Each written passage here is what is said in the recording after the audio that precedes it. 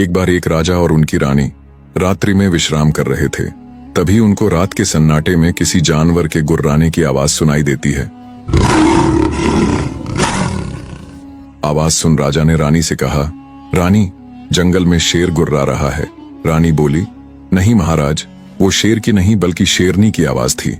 राजा ने फिर से बड़े दृढ़ विश्वास के साथ रानी से कहा, नहीं रानी, वो गुर्राने की आवाज शेर की ही थी। रानी फिर बोल पड़ी, नहीं महाराज, वो दहाड़ शेर की नहीं बल्कि एक शेरनी की ही थी। राजा ने 3 बार उसे शेर बताया और रानी ने तीनों बार शेरनी ही कहा। दोनों अपनी अपनी बात पर अटल थे। राजा को उसकी बात बार बार मोड़े जाने पर बहुत क्रोध आया। अपने अहम को यूं झुकते देख उसने रानी के सामने एक शर्त रखी, मैं सिपाहियों को जंगल भेजकर अभी पता करवा लूंगा कि वो गुर्राने की आवाज शेर की थी या फिर शेरनी की। जिसकी बात झूठ निकली उसे इसी क्षण सदा के लिए राजमहल छोड़कर जाना होगा। राजा ने सिपाहियों को पता करने के लिए जंगल भेज दिया। रानी जानती थी कि वो आवाज शेरनी की ही थी। उसने विचार किया, जब सिपाही आकर राजा को सच्चाई बताएंगे तो इन्हें राजमहल छोड़कर जाना पड़ेगा। इनके बिना राज्य कैसे चलेगा? इससे अच्छा तो मैं ही राजमहल छोड़कर चली जाऊंगी। इसी में राजा और प्रजा दोनों की भलाई है। इस सोच के साथ रानी पहले ही महल के प्रवेश द्वार पर जाकर खड़ी हो गई।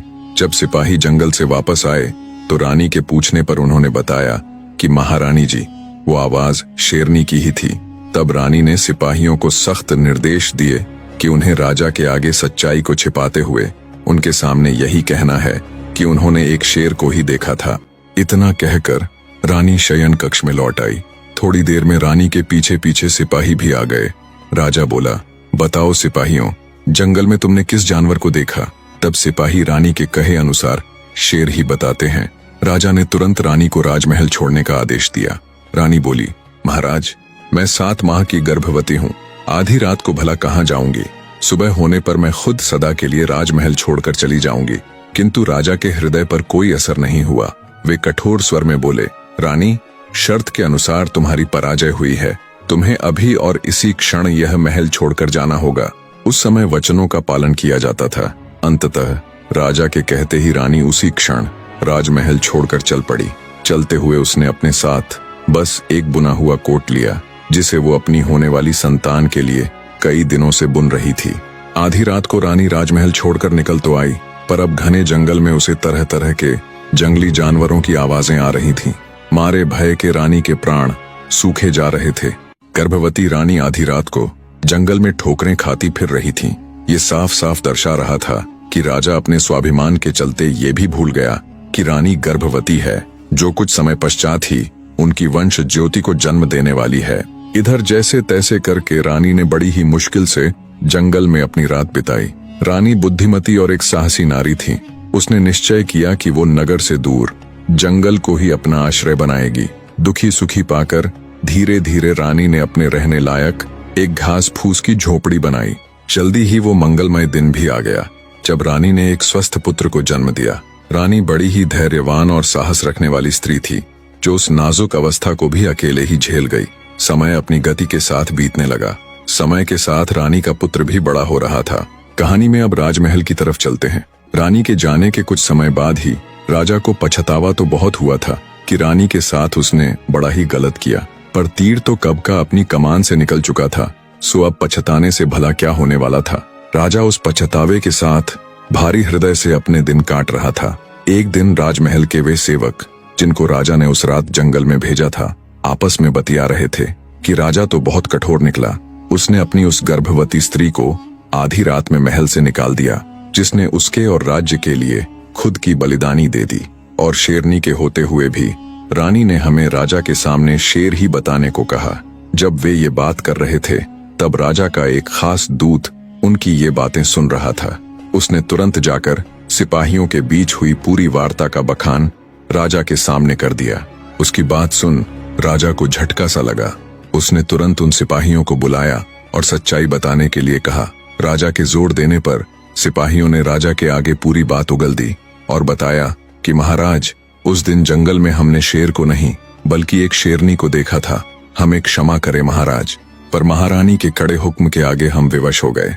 पहले से ही दिल पर बोझ लेकर जी रहे राजा को जब असलियत पता चली तो वो वहीं माथा पकड़कर बैठ गया। हे भगवान, ये मुझसे क्या अनर्थ हो गया। आखिर क्यों मैंने अपनी निर्दोष गर्भवती पत्नी को राजमहल से निकाला। सच्चाई पता चलने पर राजा ने अपनी रानी को ढूंढने की बहुत कोशिश की। छोटे से छोटे गांव से लेकर बड़े से बड़े शहरों में अपने सिपाहियों को रानी की खोज में भेजा, पर रानी उन्हें नहीं मिली। मिलती तो तब जब वो किसी गांव या शहर में रह रही होती। वो तो जंगल में रह रही थी। राजा के मन में दूर दूर तक ये नहीं आया कि रानी जंगलों में हो सकती है। उधर जंगल में रानी अपने पुत्र के साथ कंद मूल और फल फूल आदि खाकर अपने दिन बिता रही थी। समय का चक्र अपनी गति से घूमता गया। रानी का पुत्र अब 14 वर्ष का हो चला था। सब कुछ ठीक चल रहा था, पर फिर एक दिन बड़ी ही अप्रिय घटना घट गई। एक जहरीले सांप ने रानी को डस लिया। दरअसल रानी जब आम दिनों की ही तरह अपने खाने आदि के लिए फल फूल लेने जा रही थी, तभी ध्यान न होने के कारण उनका पैर एक जहरीले सांप के ऊपर पड़ गया। ऊपर पैर पड़ने से गुस्साए सांप ने तुरंत रानी को डस लिया। सांप के डसते ही रानी के हाथ पांव ने काम करना बंद कर दिया और जल्दी ही जहर के कारण उसके प्राण पखेरु उड़ गए।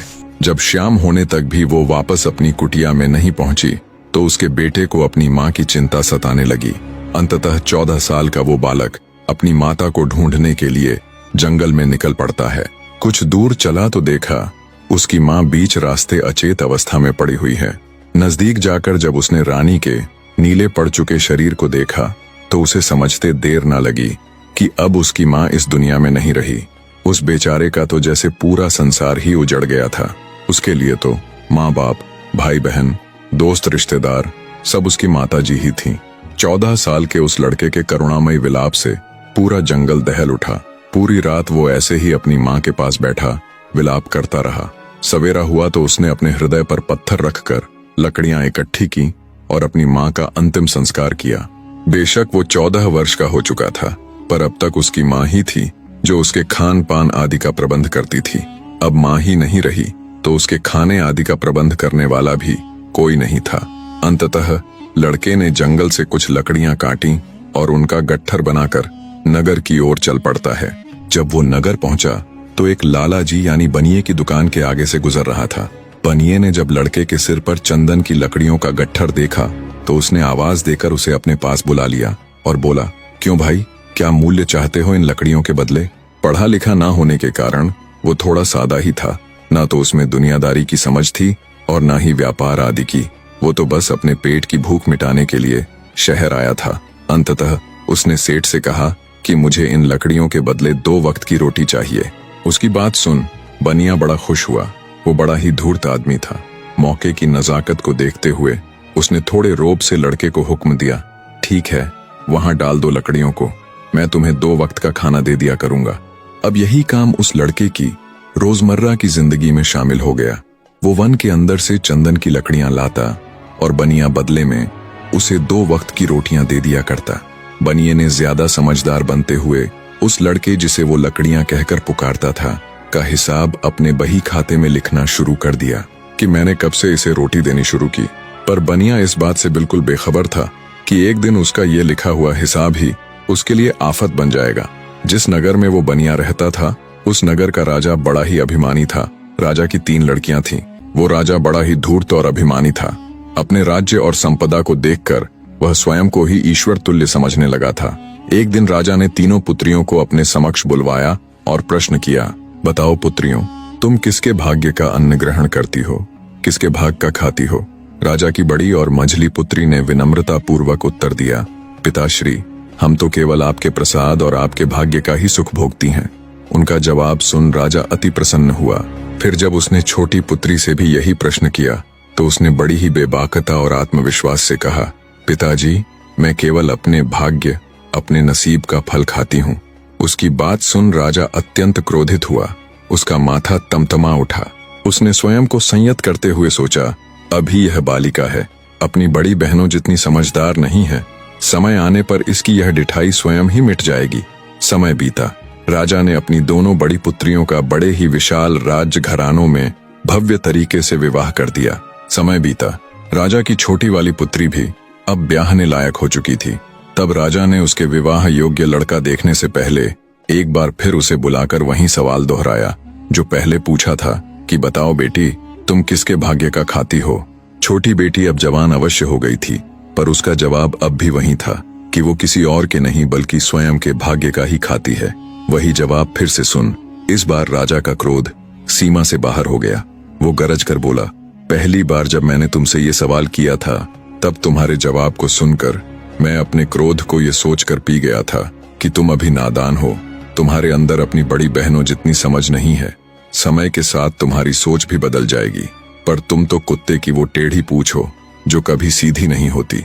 अब देखना तेरा नसीब तुझे कहाँ पहुंचाता है। ये कहकर राजा पैर पटकते हुए वहां से चला गया। उसने अपने मंत्रियों आदि से कहा, ऐसे युवक की तलाश करो जो इस राज्य का सबसे गरीब, सबसे अकेला, जिसके आगे पीछे कोई ना हो। दूसरी तरफ रानी का लड़का, लोग जिसे लकड़ियां कहते थे, वो भी 18 वर्ष का हो चला था। अब भी वो पहले की ही तरह जंगल से लकड़ियां लेकर आता और सेठ उसे बदले में 2 वक्त का खाना दे दिया करता। राजा के सैनिक जब तलाश करते करते सेठ की दुकान पर आए और उनसे भी इस बारे में पूछा तो सेठ ने कहा, जैसा लड़का आप ढूंढ रहे हैं बिल्कुल वैसा ही एक लड़का मेरी नजर में है। बनिया राज सैनिकों को अगले दिन सुबह आने की कहता है। अगली सुबह होने पर जब लकड़हारा सेठ के पास आया तो पहले से ही उसके इंतजार में वहां मौजूद राजा के सैनिक उसे पकड़ ले जाते हैं और उसे राजा के सामने पेश करते हुए कहते हैं, महाराज ये लड़का यतीम भी है और बहुत गरीब भी। धूर्त राजा उसे देख बड़ा प्रसन्न हुआ। निर्दयी राजा ने अपनी छोटी बेटी का विवाह उस यतीम और गरीब लकड़हारे के साथ कर दिया और बिना एक भी फूटी कौड़ी दिए बेटी को उस लकड़हारे के साथ राजमहल से विदा कर दिया और विदाई के समय ताना देते हुए व्यंग्यपूर्वक बोला, अब तुझे पता चलेगा कि तू किसके भाग्य का खा रही थी, किसके भाग्य के ऐशो आराम भोग रही थी। जा अब अपने नसीब का स्वाद चख, मैं भी तो देखूं तेरा नसीब तुझे कहां ले जाता है। राजकुमारी बिना एक भी शब्द बोले चुपचाप सिर झुकाए अपने पति के साथ राजमहल से चली जाती है। अब उस लकड़हारे के पास कोई और ठिकाना तो था नहीं। वो राजकुमारी को भी अपने साथ जंगल में बनी अपनी उस कुटिया में ले गया जो कभी उसकी माँ यानी रानी ने बनाई थी। राजकुमारी को अपने पिता का व्यवहार और उनकी बातें कष्टदायक अवश्य लगीं, पर उसके अंदर ये पूर्ण विश्वास था कि भगवान उसे उसके भाग्य का जरूर देंगे। कुटिया में आने पर यह पहली बार था जब राजकुमारी उस लकड़हारे से बोली कि तुम्हारा नाम क्या है। लकड़हारा बोला, मुझे तो सब लकड़ियां कहकर ही पुकारते हैं। अगले दिन जब लकड़हारा लकड़ियां काटने जंगल की गहराई में जाता है तो राजकुमारी भी उसके साथ हो लेती है। लकड़हारे ने जब लकड़ियां काटनी शुरू की तो राजकुमारी ने लकड़ियों को देख तुरंत पहचान लिया कि ये तो दुर्लभ चंदन की लकड़ियां हैं। राजकुमारी अपने पति यानी लकड़हारे से बोली, आप किस मूल्य में इन लकड़ियों को बाजार में बेचते हैं। राजकुमारी की मूल्य वाली बात सुन लकड़हारा बेचारा एक पल के लिए सकपक आ गया और बोला, जी मैं तो केवल 2 वक्त के खाने के बदले इन लकड़ियों को सेठ के यहाँ डालकर आता हूँ। अपने पति के मुख से ये बात सुन राजकुमारी हैरान थी कि कोई इतना भी सीधा, इतना भोला भाला भी हो सकता है। वो अपने पति से बोली, चलो आज मैं भी तुम्हारे साथ शहर चलूंगी। लकड़ियां काटने के बाद दोनों नगर के लिए चल पड़ते हैं। सेठ की दुकान पर पहुंचने पर राजकुमारी ने कड़क होते हुए सेठ से पूछा, क्यों सेठ जी, कितना दाम देते हैं आप इन चंदन की लकड़ियों का। राजकुमारी की बात सुन सेठ की सिट्टी पीट्टी गुम हो जाती है। बौखलाया सा सेठ तुरंत अपना बही खाता निकालकर राजकुमारी को दिखाता है और कहता है, देखो मैं पिछले 4 साल से इसे खाना खिला रहा हूँ। बही खाते को देख राजकुमारी तम तामाते हुए बोली, ओह तो 4 साल से तुम चंदन की इतनी महंगी लकड़ियों के बदले सिर्फ 2 वक्त की रोटी ही देते हो। मैं अभी नगर के राजा के पास तुम्हारी शिकायत लेकर जाती हूँ। अब वहीं तुम्हारे इस अपराध का न्याय करेंगे और तुम्हें उचित दंड देंगे। शिकायत और दंड वाली बात सुन सेठ के पसीने छूटने लगे। उसने हाथ जोड़कर माफी मांगते हुए चंदन के उचित मूल्य के अनुसार पिछले 4 साल का हिसाब लगाकर पूरा पैसा राजकुमारी के हवाले कर दिया। सेठ से मिले उस धन से उन्होंने नगर में एक सुंदर सा घर ले लिया। लकड़हारा अब जंगल की गहराइयों से चंदन की लकड़ियां लेकर आता और उन्हें उचित मूल्य पर बेच देता। एक दिन शाम को जब वे विश्राम कक्ष में बैठे हुए थे तो राजकुमारी ने अपने पति से पूछा, क्या तुम्हें तुम्हारे माँ बाप के नाम आदि के बारे में कुछ भी मालूम नहीं है। तब लकड़हारा भावुक होता हुआ बोला, मैंने जब से होश संभाला तब से खुद को इस कुटिया में ही पाया। मेरे लिए मेरा सब कुछ मेरी माँ ही थी, पर भगवान ने उसे भी मुझसे छीन लिया। इतना कहकर लकड़हारा चुप हो जाता है। तभी उसे सामान की वो पोटली याद आती है जो उसकी माँ यानी रानी की छोड़ी हुई आखिरी निशानी उसके पास थी। वो तुरंत जाकर अपनी माँ की वो पोटली उठाकर लाता है और अपनी पत्नी को देते हुए कहता है, मेरी माँ की निशानी के तौर पर बस मेरे पास ये उनका छोड़ा हुआ कुछ सामान है जिसे मैंने आज तक कभी खोल कर नहीं देखा। लकड़हारे की बात सुन उसकी पत्नी तुरंत जिज्ञासा पूर्वक वो पोटली खंगालने लग जाती है।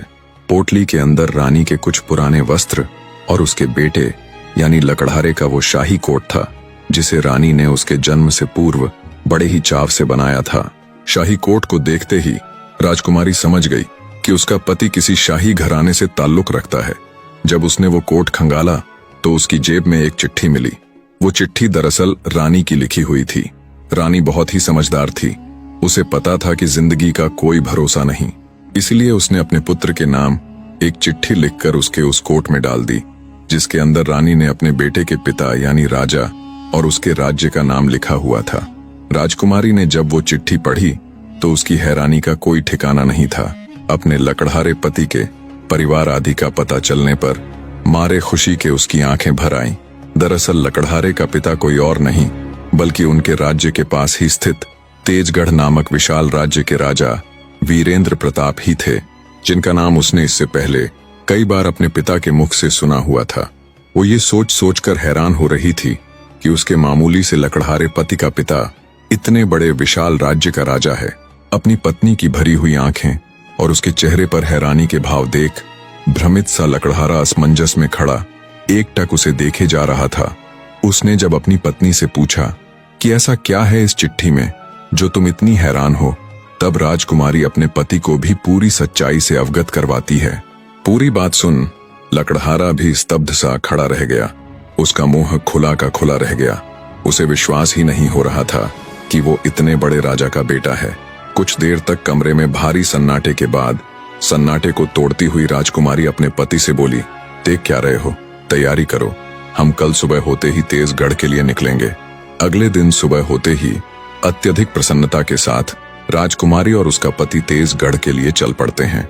लकड़हारे के मन में ढेरों विचार एक साथ चल रहे थे।